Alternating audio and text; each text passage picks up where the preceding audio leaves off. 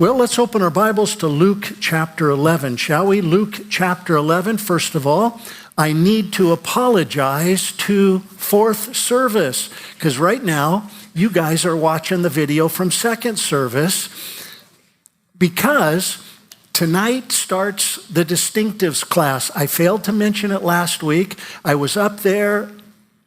I shouldn't have been. I'll be up there tonight. And we'll talk more about that in just a moment. But for you guys on fourth service, I'm at the Potter's house doing the distinctive class. That's why you're watching the video of second service. I miss you. I do. And Lord willing, I'll be back next Sunday night, okay, as we continue our study. So I'm sorry you got to watch the video, because I heard I have a real face for radio. I heard I look good on the radio. Luke chapter 11. Luke chapter 11.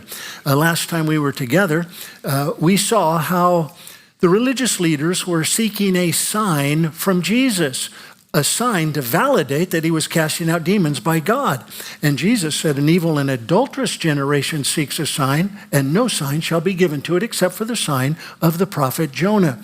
And we saw the sign of the prophet Jonah in light of two things: the resurrection of Jesus and the words of Jesus. And the whole point was pretty simple.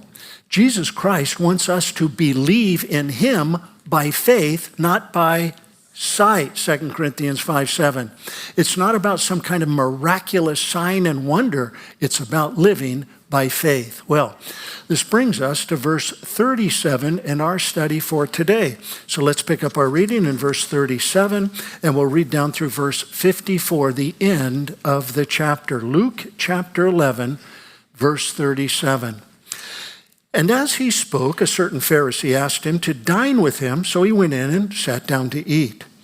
And when the Pharisee saw it, he marveled that he had not first washed before dinner. But the Lord said to him, now you Pharisees make the outside of the cup and dish clean, but your inward part is full of greed and wickedness, foolish ones.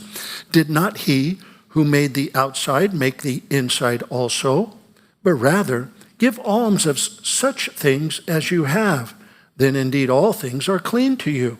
But woe to you Pharisees, you who tithe mint and rue, and all manner of herbs, and pass by justice and the love of God. These you ought to have done without leaving the others undone.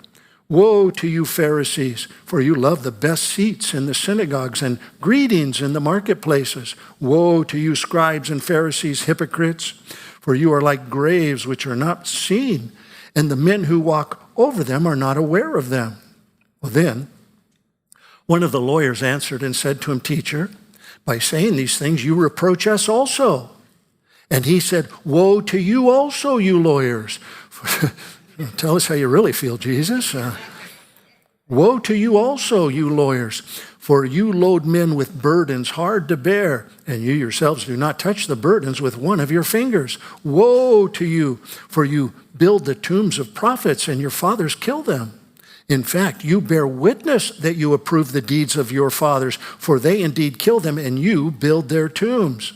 Therefore, the wisdom of God also said, I will send them prophets and apostles, and some of them they will kill and persecute, that the blood of all the prophets, which was shed from the foundations of the world, may be required of this generation, from the blood of Abel to the blood of Zechariah, who perished between the altar and the temple. Yes, I say to you, it shall be required of this generation. Woe to you lawyers, for you have taken away the key of knowledge. You did not enter in yourselves, and those who were entering in you hindered. And as he said these things to them, the scribes and Pharisees began to assail him vehemently and to cross-examine him about many things, lying in wait for him and seeking to catch him in something he might say, that they might accuse him. Now, the religious leaders have been coming against Jesus, accusing him of a great many things. Last time we were together, they accused him of casting out demons by Beelzebub, the ruler of demons. And here they're continuing to try to find something to come against Jesus with because his popularity among the people was growing. Great multitudes followed him, and they, of course, were envious, jealous of that.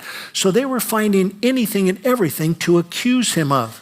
In fact, let's just read verses 53 and 54 again. In verse 53, it says, "And as he said these things to them, the scribes and Pharisees began to assail him vehemently, cross-examining him about many things, lying in wait, and seeking to catch him in something he might say, that they might accuse him." So they're still trying to find something to accuse Jesus of. Now, in verses 39 through 52, Jesus will expose the hypocrisy of the religious leaders as a direct result of him not washing his hands before he eats. That's something they're going to find to accuse him of. Look at verses 37 and 38 again, if you would, please. In verse 37 of Luke 11, it says, "And as he spoke, as Jesus spoke, a certain Pharisee asked him to dine with him, so he went in and sat down to eat."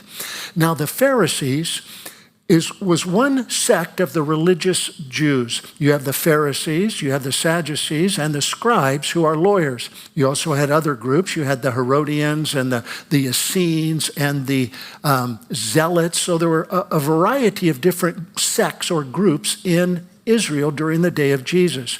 Now, the Pharisees and the Sadducees were the two largest of the religious groups. The Pharisees held to the totality of the law, as well as all of the traditions of the elders. They believed in the entire Old Testament, is what we call it. The Sadducees only believed in the first 5 books of Moses, but the Pharisees believed in what the Jews call the Tanakh. Now, the Tanakh for us is the entire Old Testament, Genesis to Malachi. But in the Hebrew Bible, it's a little different. They call it the Tanakh, which is an acronym. HaTorah, Navi'im, V'HaKatuvim. The law, the prophets, and the writings.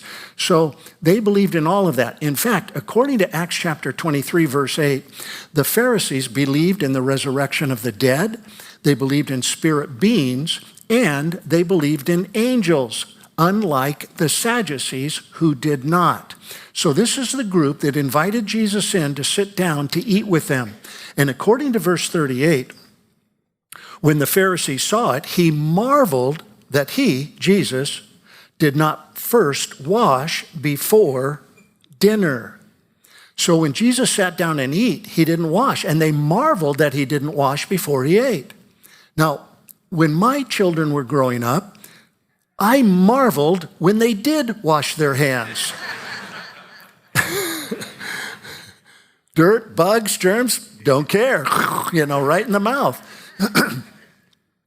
Now, the tradition of the hand washing, as well as many other traditions for the Jews, came about typically during the time of the Babylonian captivity in the 6th century BC.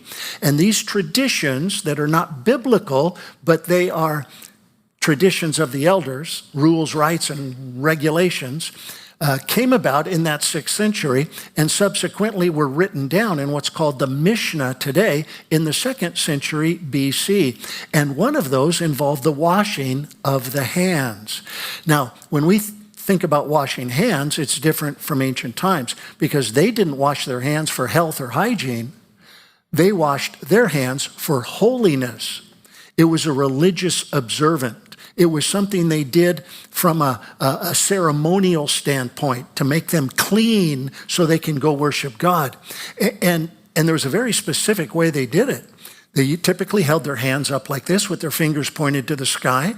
They would pour water on their hands, being very careful that it dripped off of their wrist and didn't run down their elbow, thus defiling their whole arm. And then they would rub their hands together, point their fingers down, and do it all over again. And they would be rendered ceremonially clean. So it had nothing to do with hygiene. It had everything to do with holiness. In fact, turn over to Mark chapter 7 for a moment, if you would, please. Mark chapter 7. In Mark chapter 7, this issue is dealt with on another occasion. Take a look at verse 1. In Mark chapter 7, verse 1, excuse me, it says, when the Pharisees and some of the scribes came together to him, to Jesus, having come from Jerusalem, now when they saw some of his disciples eat bread with defiled, that is, with unwashed hands, with unholy hands, they were defiled spiritually, they found fault. For the Pharisees and all the Jews do not eat unless they wash their hands in a special way, holding the tradition of the elders. When they come from the marketplace, they do not eat unless they wash. Now, that's the idea. It's a special way they wash. Had nothing to do with cleanliness. In fact, interestingly enough, the word washed back in Luke chapter 11 is the word baptismo. It's used 80 times in the New Testament. It's our English word baptism. Now, the word carries the idea of fully immersed, if you will. However, twice out of those 80 times, it is translated washed. And once is here in Luke chapter 11.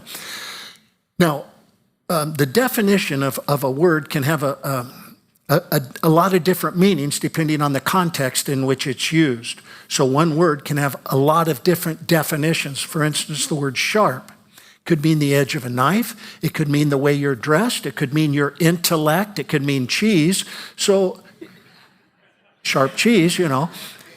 So the word sharp can have a variety of definitions depending on the context in which it's used. This word is no different. In fact, when we go to Israel, we always go down to the Western Wall Plaza, and there, when you go into the restrooms, you'll see the Jews washing their hands in that fashion. In the restrooms, it's a public restroom for hand washing. They've got these like chrome mugs, and you put water in it from the sink, and then you can pour it over your hands ceremonially, and you'll see the Jews do this to the very day. It's very interesting. And then they would go down to the Western Wall, and they, of course, would pray, because that's the closest place to the temple, if you will, and they figure they want to get close to God as they can, so that's a good location. But the point is, this was something they did regularly, even to this very day. You know, on one of our trips to Israel, Sally and I were with Pastor Chuck Smith in Israel, and we were in the old city of Jerusalem, and we were going to some of the holy sites there. Now, in Israel, men have to wear a head covering in the holy sites. It's called a kippah or a yarmulke, you know, the little thing that sits on the top of your head back there. So I, of course, had one on because we were in the old city of Jerusalem, there in Mount Zion in the south area of the old city. And we were preparing to go up into the upper room there on Mount Zion. And I thought, you know what, this is a good chance for me to break off from the group and go to the restroom and do a little exploring. So here I am, I'm walking through Mount Zion. It's an amazing place. And two guys walked up to me, and they stopped me and they said, "Are you a Jew?" I said, "Yeah, I'm grafted in." They had no idea what I was talking about. They both shrugged and said, "It must have been good enough." They grabbed me, one on each arm, and they walked me down a corridor, and we go down a hallway.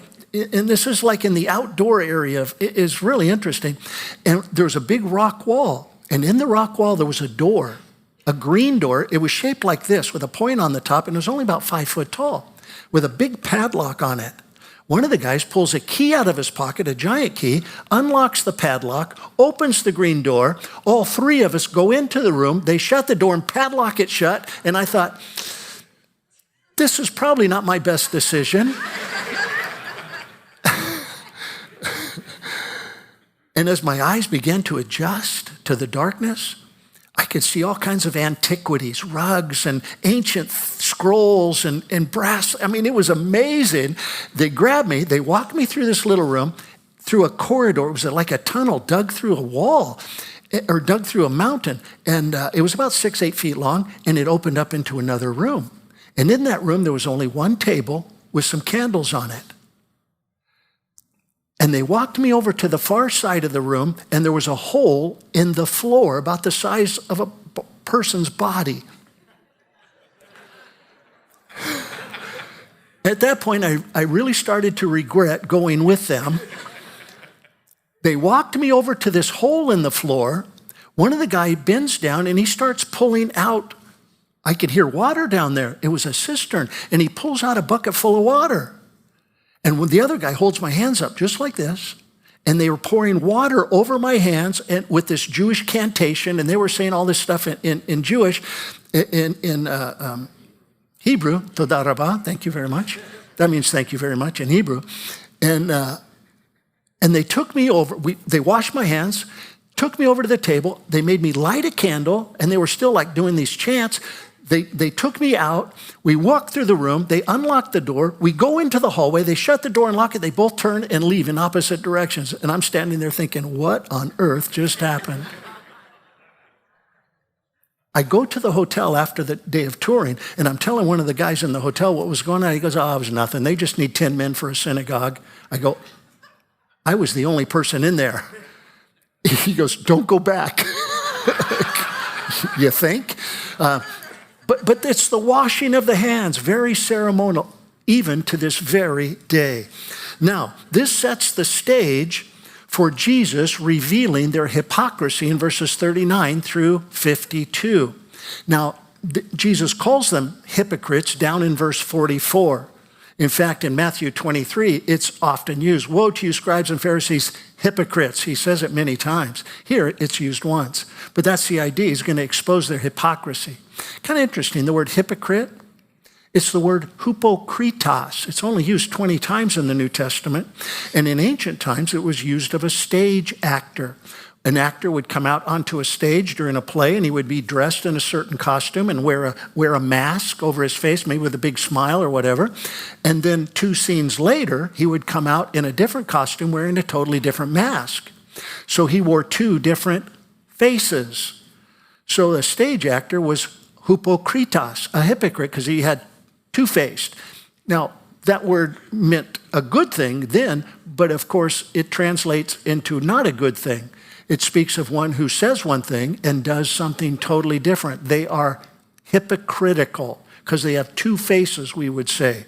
Back to Luke chapter 11. Well, if you're taking notes or outlining our study today, there are 6 things that Jesus brings to light in light of their hypocrisy, we would say. 6 things. Note them carefully, class. Number 1, it involves practices. It involves practices or their tradition. That's in verses 39 through 41. Take a look. Back in Luke chapter 11, verse 39, the Lord said to him, now you Pharisees, make the outside of the cup and dish clean, but your inward part is full of greed and wickedness. Foolish ones, did not he, God, who made the outside, make the inside also? Now, the religious leaders practiced external cleanliness, we would say. The cups, the bowls, everything was clean, but inside, not so much. And this is a picture of who the religious leaders were. Outwardly, they looked very religious, very righteous. They had long, beautiful robes, sparkly, colorful beads, tall, pointy hats, and they looked very religious in every way. But inside, there was greed and wickedness. And that is the problem that a lot of churches have today. The religious leaders put on a good show externally. They are very eloquent. They can speak. They know big words. They don't stumble and stutter around like the rest of us.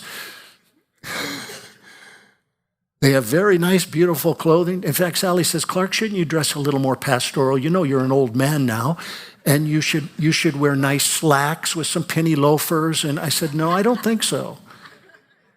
Look, I got to wear old Levi's because I just don't feel like I can get any work done unless I can't wipe my hands on my pants. But you know, it is what it is. I mean, God doesn't, in 1 Samuel 16:7, the Bible says that God doesn't see man the way man sees man. Man looks at the outward appearance. God looks upon the heart. And this is an important lesson for all of us because we certainly can put on a good show, can't we? I mean, we clean up pretty good on Sunday. We shave, we put on nice clothes, we wash the car, we mow the lawns, everything's all nice, and we think, ooh, I'm pretty good. Hey, there's nothing wrong with all of that exterior stuff, but God's concerned with the heart. God wants to know what's inside, not on the outside. So, verse 41, this first section continues dealing with their practices. Look at verse 41. He says, but, and here's the contrast, but rather give alms of such things as you have. Then indeed all things are clean or pure to you.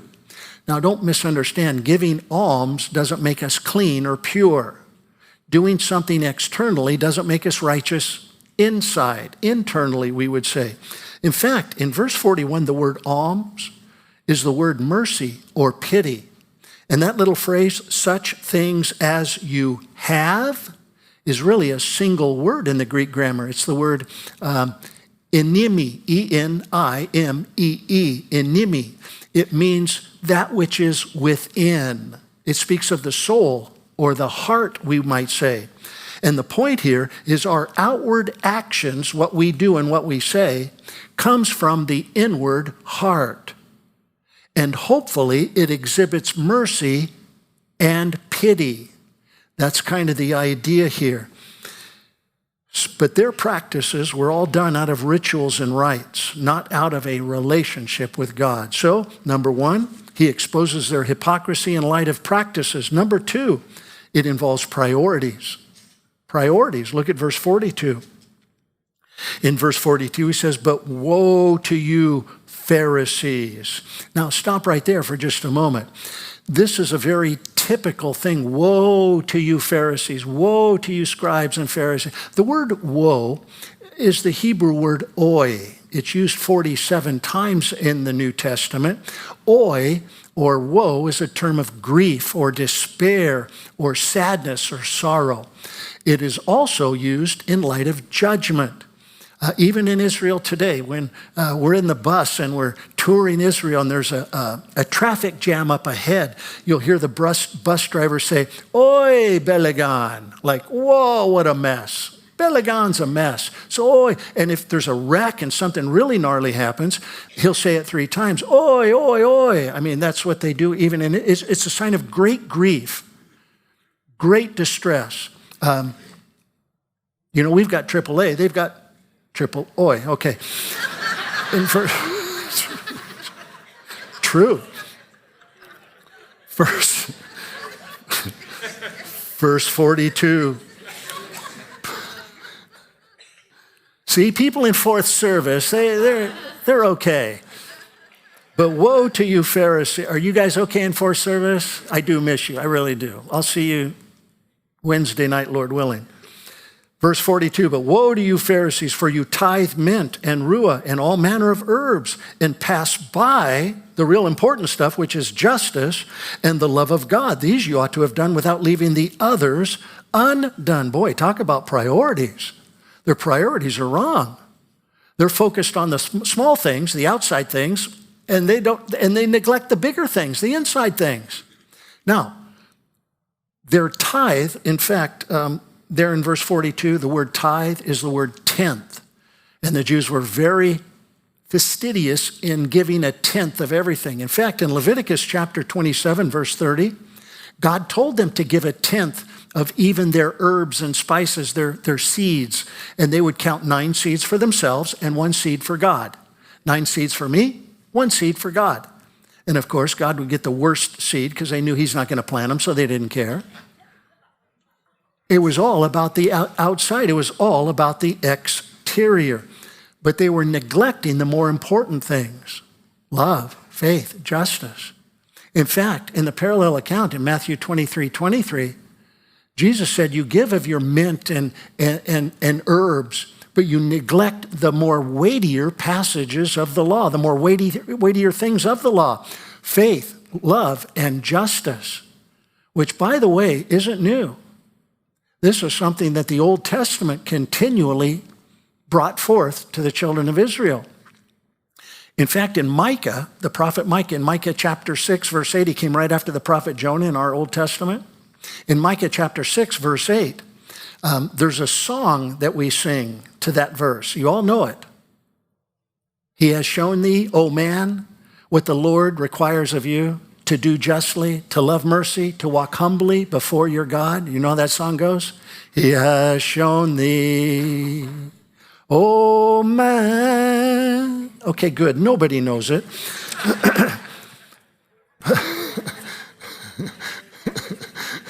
Steve, you know it. You worship leader from 50 years ago. But it's a wake-up call for all of us.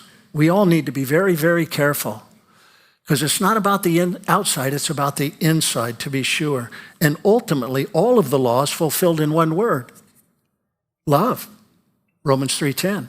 All the law is fulfilled in love. Love God, love others. Back to Luke chapter 11. Let's come to the third thing we want to look at in light of Jesus exposing their hypocrisy. Number one, it involved practices. Number two, priorities. Number three, pride. It involves pride. Look at verse 43. In verse 43, it says, "Woe to you, Pharisees, for you love the best seats in the synagogue and greetings in the marketplaces." Now that speaks of pride. They love the best seats in the synagogue. Kind of interesting.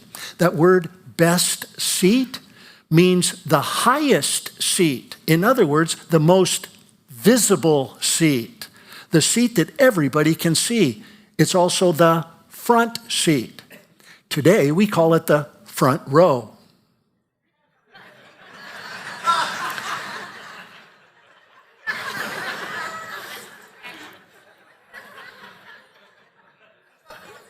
Now, obviously, there's nothing wrong with sitting in the front row.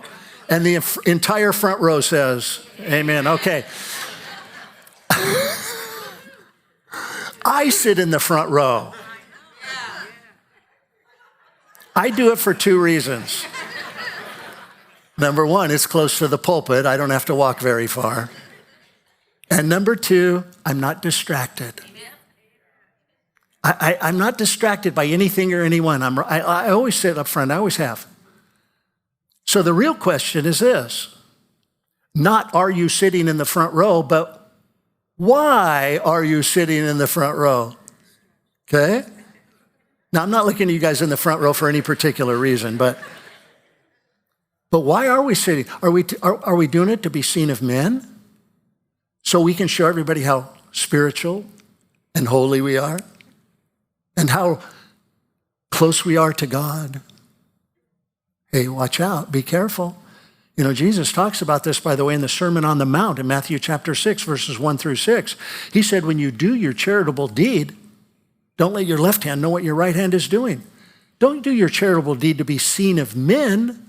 When you pray, don't stand in the marketplace like the religious leaders and pray to God so everybody... No, go into your closet and shut the door. All of us need to be very, very careful as it pertains to this issue of pride, because they love to be seen by men, to get the accolade of men, to get a pat on the back, an attaboy. And hopefully what we're doing, we're just doing it because we've got a heart for Jesus Christ. We've got a heart for God. Maybe that's why we're serving God. That's why we're here worshiping God, learning about God, because we just need more of Jesus in our hearts. Pride's a dangerous thing. Proverbs 16:18 says, pride goes before destruction and a haughty spirit before a fall. 1 Peter 5:5, James 4:6 says, God resists the proud.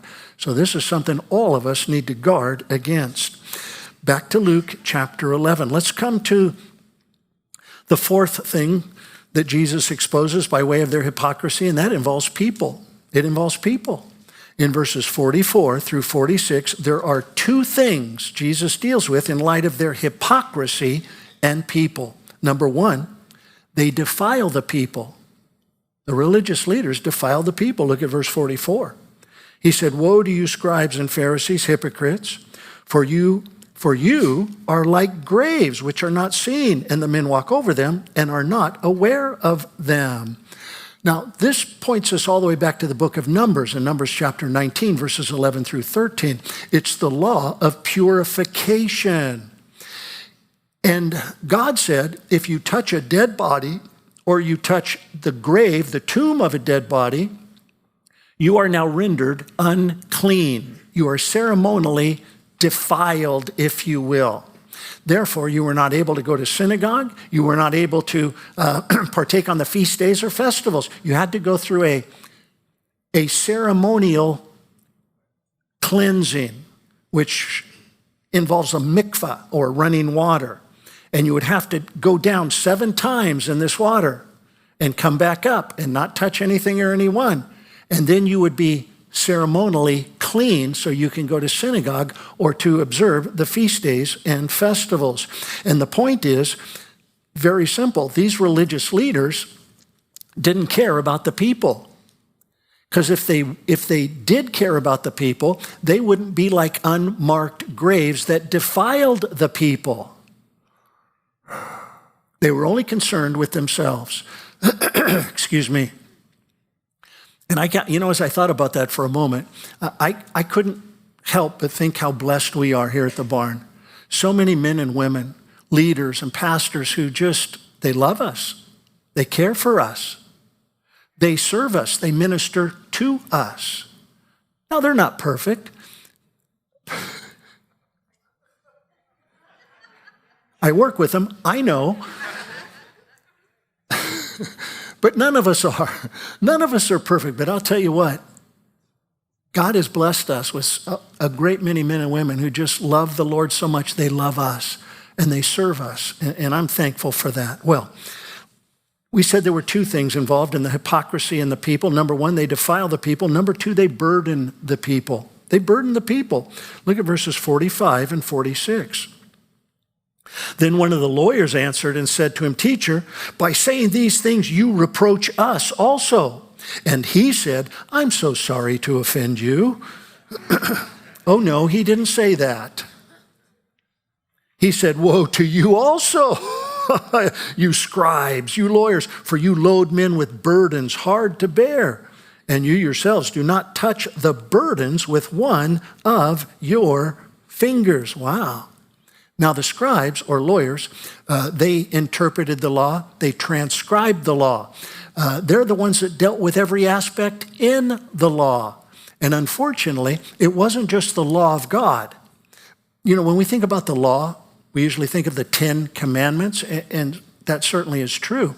However, in the Old Testament, there are 613 laws, 365 don'ts, 248 do's, in addition to all of the traditions of the elders that came about during the Babylonian captivity and subsequently written in the Mishnah.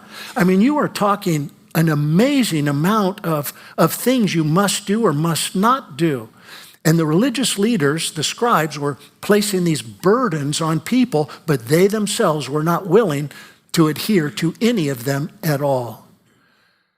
And I think for you and I,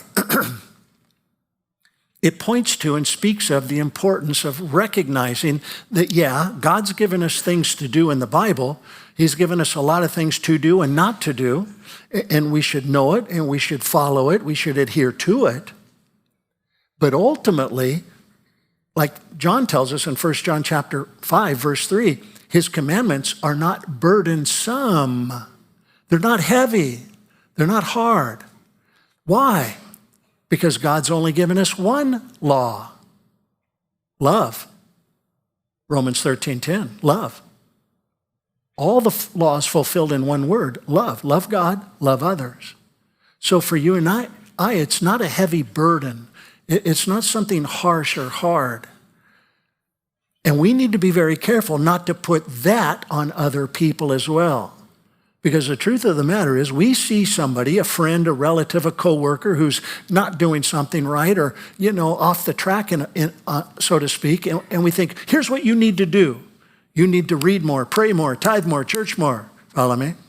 And while those are good things, don't misunderstand, that's like putting even a burden on somebody. No, you don't need to do more. You need to love more. You need to love God more.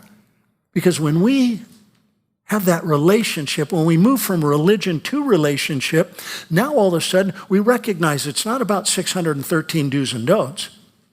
It's just about loving God. And when we receive his love, now we in turn can love others with that unconditional love. And now we're not putting burdens that are heavy on others. Well, back to Luke chapter 11.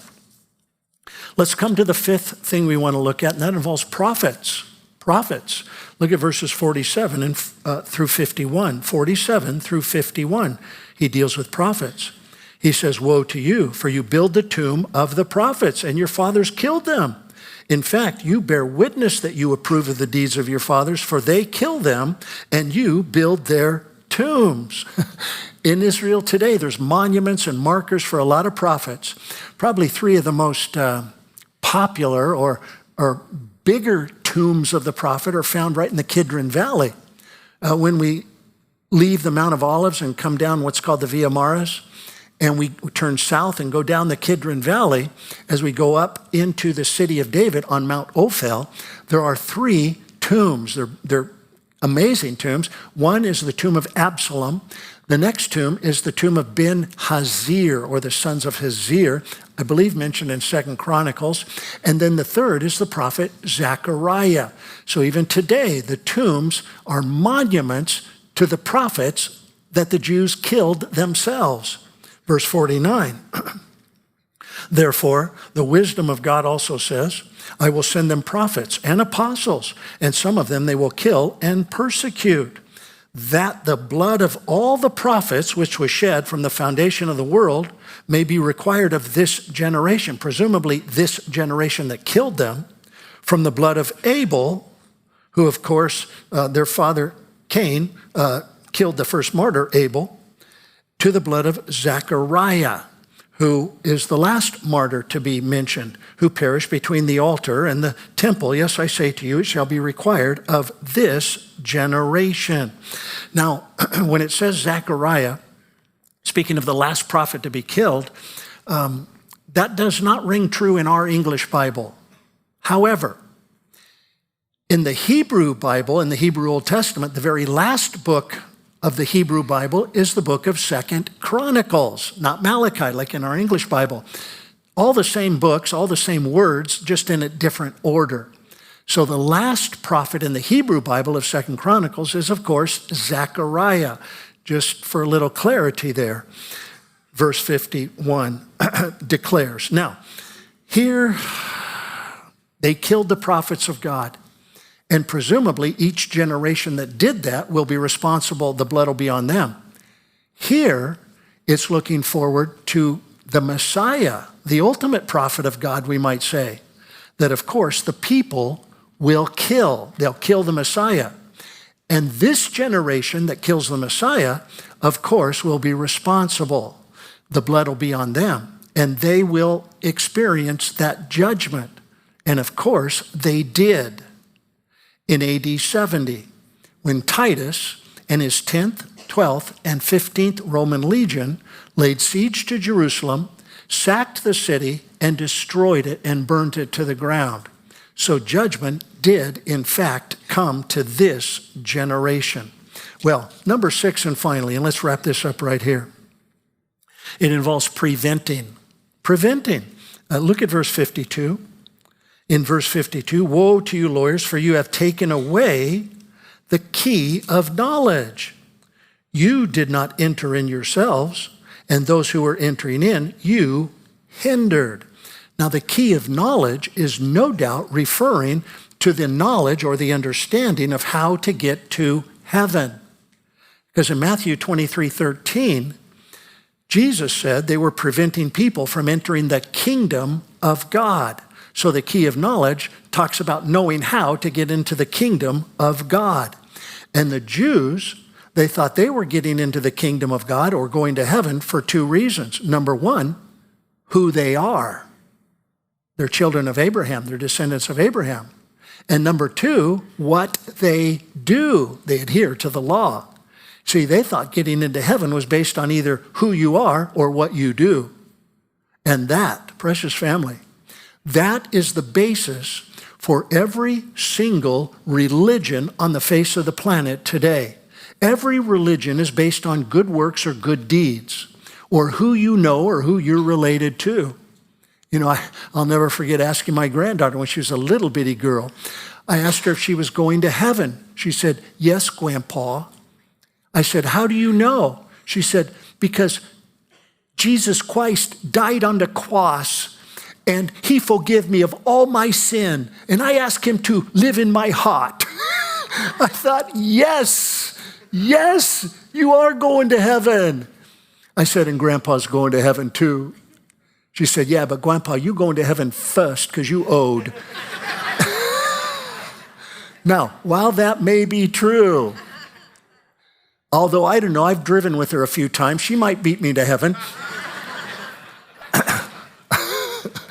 "Come on, Grandpa, you want to go?" "Not with you." "I'll follow and call the ambulance later." But getting to heaven, having the key of knowledge is understanding there's only one way to heaven.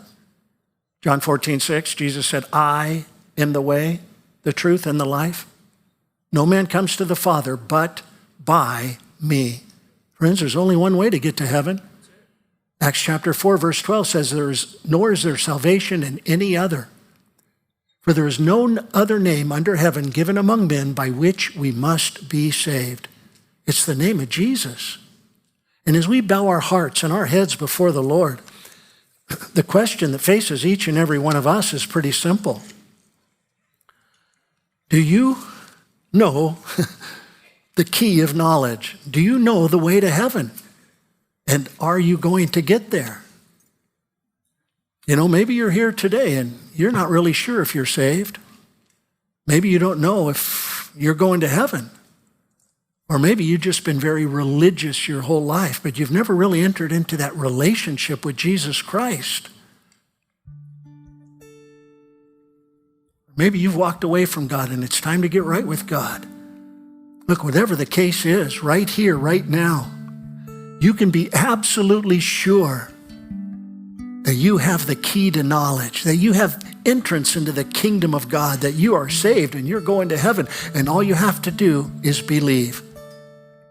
All you have to do in your heart is say yes to Jesus. And if that's your desire, right where you're seated, I want to pray for you. You don't have to get up. You don't have to go anywhere. Right where you're at, if you want to know beyond a shadow of a doubt, I just want to pray for you. Maybe you're outside on the patio. Maybe you're listening on the radio or watching on the internet.